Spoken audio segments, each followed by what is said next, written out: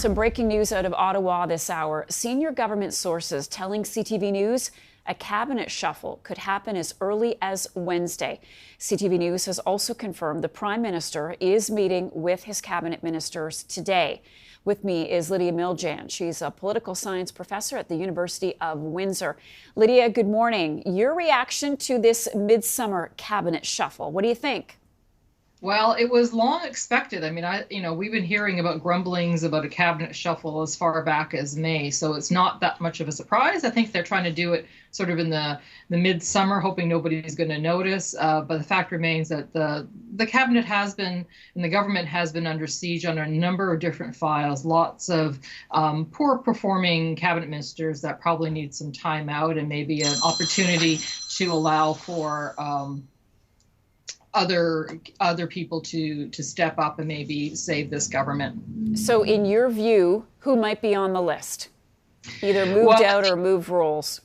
Yeah, I think that, certainly Transportation Minister Omar Al Gabra had really had a difficult time last year. I think he's going to have increasingly, he might be somebody that's going to be moved away. But really at the top of my list is Mendicino, Public Safety Minister. I mean, obviously the debacle with the Bernardo transfer, it's just not much of a defense to say I wasn't briefed or my staff wouldn't let me know. That either says that your staff doesn't trust you or that you don't have control over your own files. So I think that Mendicino is somebody that's probably going to be moved to the backbench or at least demoted in some way. Okay, what about, speaking of staff that didn't always communicate with the minister, Bill Blair?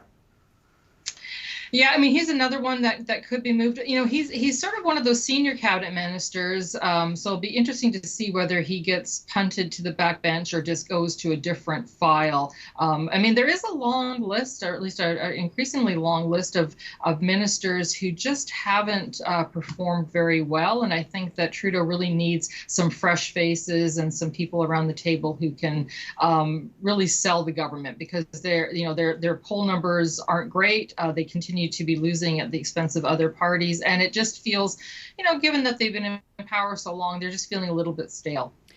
And also a cabinet that potentially could take the Prime Minister into the next election.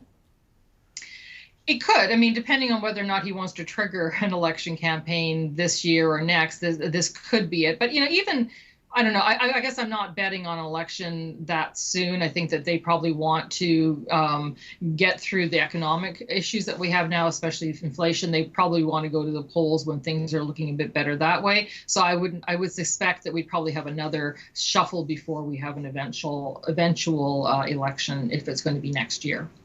All right, Lydia Miljan, she's a political science professor at the University of Windsor. Thank you for being with us. Again, our breaking news.